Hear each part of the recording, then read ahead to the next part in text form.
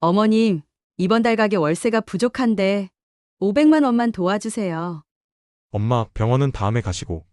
제 투자금 1,000만 원만 어떻게 안 될까요? 가족들에게 그녀는 어머니가 아니었습니다. 그저 돈을 꺼내 쓸 수 있는 낡은 금고일 뿐이었습니다. 어머님 도장 있잖아. 서류 우려 만들어서 상가 담보로 대출받고 엄마가 허락할 리 없잖아. 성공하면 다 갚고 어머님은 좋은 요양원으로 모시면 되지. 우리도 이제 자유롭게 살아야지. 그날 밤 어머니의 눈물이 멈췄습니다. 평생을 퍼주기만 했던 어머니가 이제 모든 것을 되찾기 위한 잔인한 계획을 세웁니다. 과연 그녀가 준비한 완벽한 복수는 무엇일까요? 새벽 4시 강영자는 잠에서 깼습니다. 30년 동안 시장 식당에서 서서 일한 대가인 무릎이 아파왔습니다. 그녀는 일어나 앉아 어둠 속에서 천장을 보았습니다. 72살이었습니다. 거실로 나온 그녀는 소파에 앉아 창밖을 보았습니다. 아직 어둠이 가시지 않은 길 건너편으로 그녀가 평생을 모아 산 3층짜리 상가 건물이 보였습니다. 2년 전 저 상가를 사며 이제 아들 내외와 걱정 없이 편하게 살 수 있으리라 생각했지만 그것은 착각이었습니다. 현관문이 열리며 아침 운동을 다녀오는 며느리 미숙이 운동복 차림으로 들어왔습니다. 거실 불을 켠 미숙은 영자를 보고 말했습니다.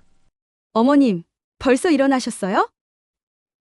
응, 잠이 안 와서. 미숙은 부엌으로 가 물을 마시고는 영자 옆에 앉았습니다. 영자는 잠시 후 시작될 말을 이미 알고 있었습니다. 어머님, 있잖아요. 이번 달 가게 월세가 좀 부족하대요. 진우 씨가 밤새 걱정하더라고요. 한 500만 원만 도와주실 수 있으세요? 다음 달에 꼭 드릴게요. 지난달에도 그렇게 말했지. 그건 사정이 생겨서 그랬어요. 이번엔 정말로 드릴게요. 동이 트는 창밖을 보며 영자는 한숨을 쉬었습니다. 통장 거실 서랍에 있어. 가져가. 감사합니다, 어머님. 미숙은 일어나 서랍에서 통장을 꺼내 방으로 들어갔고 영자는 그 뒷모습을 씁쓸하게 바라보았습니다. 매달 반복되는 일이었습니다. 오전 10시 영자는 너무 아픈 무릎 때문에 병원에 갈 준비를 했습니다. 신발을 신으려는데 방에서 나온 아들 진우가 그녀를 앉혔습니다. 엄마 어디 가세요? 병원. 무릎이 너무 아파서. 진우의 표정이 어두워졌습니다. 엄마 저기. 병원은 다음 주에 가시면 안 될까요? 제게 정말 좋은 투자 기회가 생겼는데 이번 주까지 자금을 넣어야 해서요. 1,000만 원만 적금 하나만 깨주시면 안 될까요? 이번 투자만 성공하면 엄마 병원비도 넉넉히 드릴 수 있어요. 영자는 45 아들의 얼굴을 보았습니다. 그는 어머니의 눈을 피했습니다. 괜찮아. 은행 갔다 올게. 아들의 안도는 어머니의 건강이 아닌 돈 때문이었지만 영자는 다리를 후들거리며 천천히 현관문을 나섰습니다. 은행 창구에 앉아 적금 해지 서류를 작성하는데 손이 떨려 글씨가 삐뚤어졌습니다. 직원은 1,000만 원이 입금된 통장을 건네주었습니다. 평생을 모은 돈이 담긴 통장이 무겁게 느껴졌습니다. 이후 찾은 정형외과에서 의사는 X선 사진을 보며 말했습니다. 많이 악화됐네요. 더 미루면 걷기 어려워질 수 있으니 수술을 고려해야 합니다. 비용은 보험 적용되면 한 500 정도 들 겁니다. 영자는 고개를 끄덕이며 병원을 나왔습니다. 그녀에게 수술비는 없었습니다. 방금 적금을 깨서 아들에게 줄 예정이었기 때문입니다. 집에 돌아오자 진우가 현관에서 기다리고 있었습니다. 엄마 적금 찾아오셨어요? 영자가 통장을 건네자 진우는 환하게 미소 지었습니다. 고맙습니다, 엄마. 이번 투자 꼭 성공시킬게요. 병원은 어땠어요? 괜찮대. 약만 먹으면 된대. 진우는 거짓말을 의심하지 않은 채 통장을 들고 방으로 들어갔습니다. 소파에 주저앉은 영자는 욱신거리는 무릎을 만지며 터져나오는 눈물을 꾹 참았습니다. 저녁 식탁에 영자와 진우, 미숙, 그리고 12살 손녀 지은이 둘러앉았습니다. 밥을 먹던 지은이가 말했습니다. 할머니 내일 현장학습 가는데 돈 좀 주실 수 있어요? 5만 원이요. 지갑에는 10,000원짜리 3장뿐이었습니다. 할머니가 내일 줄게. 지금은 돈이 없구나. 미숙이 차갑게 쏘아붙였습니다. 어머님, 손녀한테 5만 원도 못 주세요? 아침에 통장 있었잖아요. 그 돈이 이미 진우에게 갔다는 사실에 영자는 대답하지 못했습니다.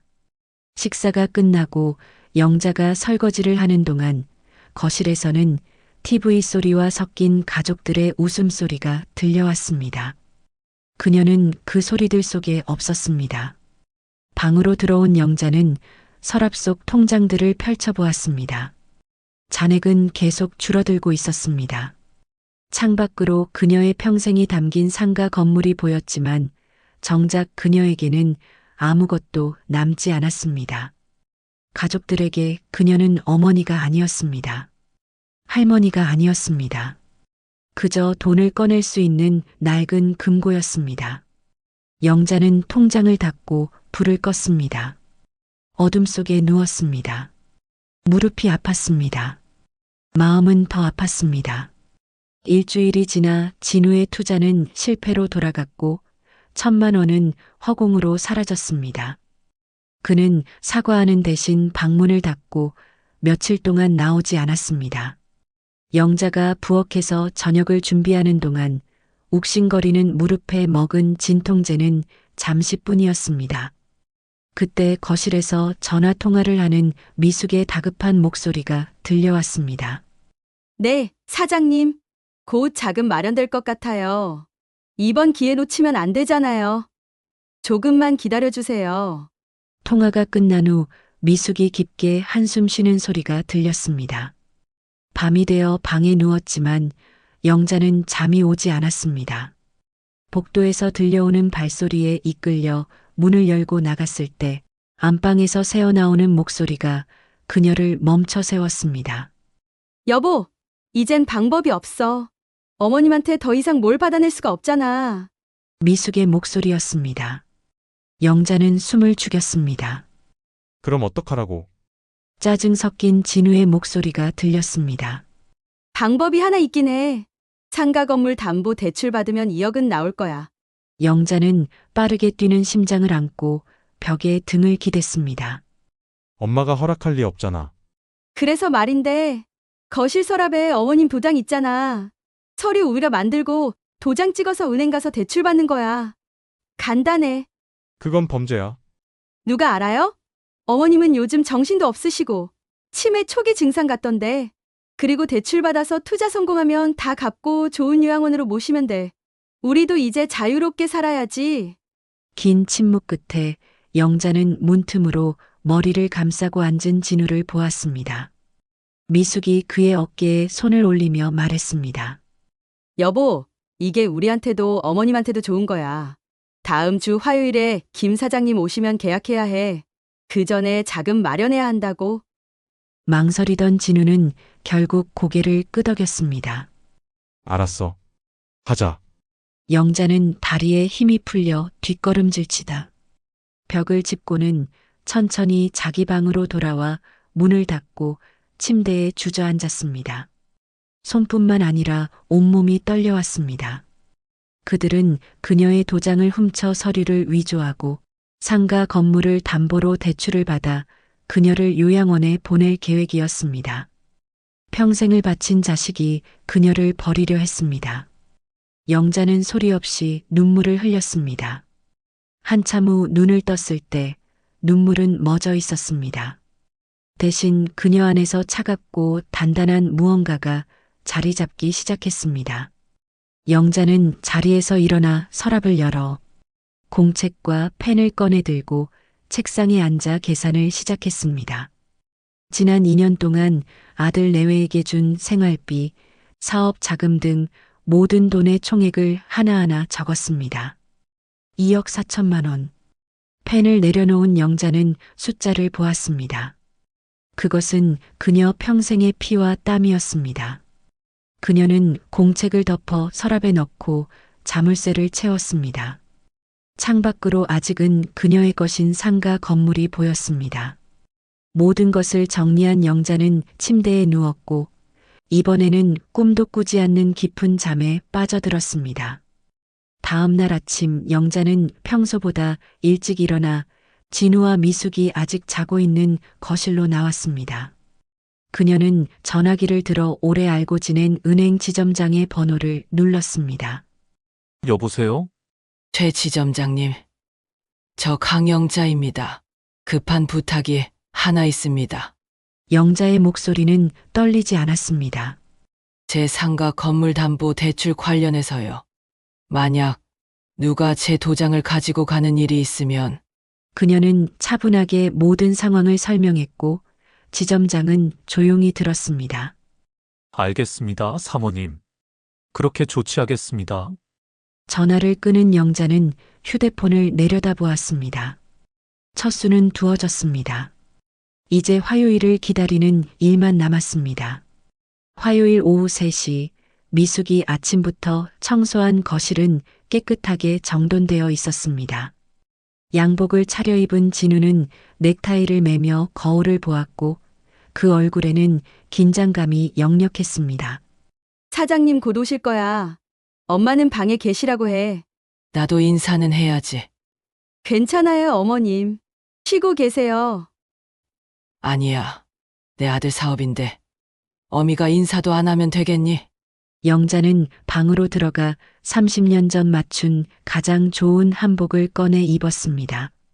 주름진 얼굴이었지만 눈빛은 또렷했습니다.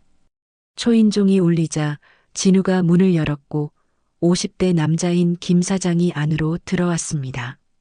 미숙이 커피를 내오고 진우가 투자 계약서를 꺼내려던 바로 그 순간 영자의 방문이 열리고 한복을 차려입은 그녀가 서류 가방을 든 채 나타났습니다. 어머님, 손님이 오셨는데 인사해야지. 영자는 김 사장 앞에 서서 허리를 숙여 인사했습니다. 처음 뵙겠습니다.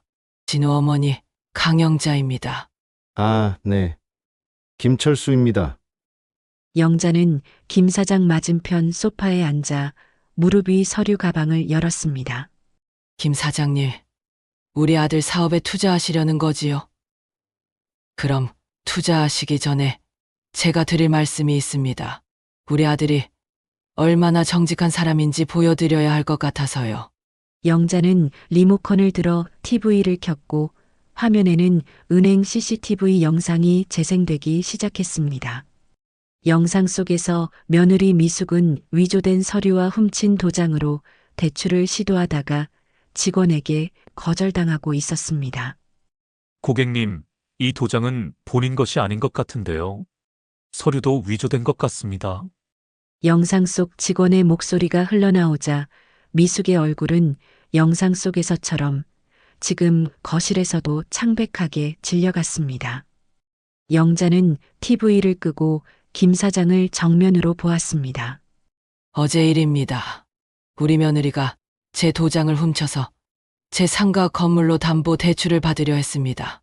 김 사장님, 부모 재산을 훔치려는 이런 사람과 사업하시겠습니까? 김 사장은 자리에서 일어나 서류 가방을 들고는 그대로 현관으로 향해 나가버렸습니다. 거실이 조용해지자 진우가 무릎을 꿇었고 미숙도 그 옆에서 울먹이며 용서를 빌었습니다. 엄마 잘못했어요. 제가 미쳤었어요. 일어나라. 일어나서 이것 봐. 영자는 그들을 냉정하게 내려다보며 첫 번째 서류를 꺼내 테이블 위에 놓았습니다. 상가 건물 기부 증서다. 어제 평생 후원해온 보육원에 기부했어. 너희가 탐내던 내 재산은 이제 없어. 진우의 손이 떨렸습니다. 영자는 두 번째 서류를 꺼내 진우 앞에 던졌습니다. 그리고 이건 너희가 지난 2년 동안 내게서 가져간 돈의 명세서다. 원금과 이자를 합쳐 총 2억 7천만 원. 내일부터 법적으로 월 200만 원씩 다 갚을 때까지 갚아야 할 거다. 그럴 돈이 어디 있어요? 그건 너희 문제다. 일을 해. 너희 나이에 나도 시장 바닥에서 일했어. 영자는 자리에서 일어나며 마지막 말을 남겼습니다. 나는 내일 이 집을 나간다. 너희 아버지 보험금으로 산 이 집은 너희 거다. 하지만 내 돈은 한 푼도 더 없어. 내 인생 살러 간다. 영자는 방으로 들어가 짐을 쌌습니다. 진우와 미숙의 울음소리가 들려왔지만 그녀는 귀를 막지 않았습니다. 다음 날 아침 집 앞에 선 작은 트럭에 영자는 자신의 모든 것인 가방 2개를 실었습니다. 붉게 부은 눈에 진우가 물었습니다. 엄마, 정말 가시는 거예요? 어디로 가세요? 바닷가. 영자는 대답을 끝으로 트럭에 올라탔습니다. 백미러를 통해 아들의 모습이 점점 작아지다 이내 사라지는 것을 보았습니다. 3시간을 달려 도착한 곳은 작은 어촌 마을이었고 그곳에는 미리 알아본 15평짜리 가게가 있었습니다. 영자는 영자국밥이라는 간판을 달았습니다. 다음 날부터 그녀는 새벽 4시에 일어나 육수를 끓이고 고기를 삶으며 장사를 시작했습니다. 석 달이 지나자 가게는 자리를 잡았고 단골이 생기면서 영자는 매일 웃음을 되찾았습니다. 어느 날 오후 가게 문이 열리며 초췌한 얼굴의 진우가 들어섰습니다. 영자는 국자를 놓지 않은 채 앉으라고 말했습니다. 진우는 영자가 내온 국밥을 먹지 못하고 용서를 빌었습니다. 밥부터 먹어. 애기는 그 다음에 해. 진우는 숟가락을 들어 국밥을 한술 뜨자마자 눈물을 흘렸습니다. 맛있어요, 엄마. 밥을 다 먹은 진우는 일어서서 말했습니다. 엄마, 저 이제 공장에서 일해요. 미숙이도 마트에서 일하고요. 돈 꼭 갚을게요. 언젠가 다시 저희 아들로 받아주실 수 있을까요? 영자는 한참 동안 아들을 바라보았습니다. 그건 모르겠다. 시간이 지나봐야지. 진우는 고개를 숙인 채 가게를 나갔습니다. 영자는 창밖으로 파도가 밀려가는 바다를 보았습니다. 그녀는 다시 육수를 저었습니다. 72살의 새로운 인생이었습니다. 이번에는 누구를 위한 것도 아니었습니다. 오직 자신을 위한 것이었습니다. 자신의 모든 것을 내주었던 어머니가 가장 믿었던 자식들에게 배신당하고 마침내 스스로를 되찾는 이야기 어떻게 보셨나요? 강영자 어머님의 마지막 선택은 한평생 짊어져온 어머니라는 무거운 이름 대신 나 자신으로 살아가겠다는 눈물겨운 선언이었을지도 모릅니다. 여러분은 가족이기에 당연하다는 이름 아래 누군가에게 상처를 주거나 혹은 홀로 상처를 감내하고 있지는 않으신가요? 오늘 이야기가 여러분의 마음에 깊은 울림을 주었다면 구독과 좋아요로 저희 채널에 큰 힘을 보태주시길 바랍니다.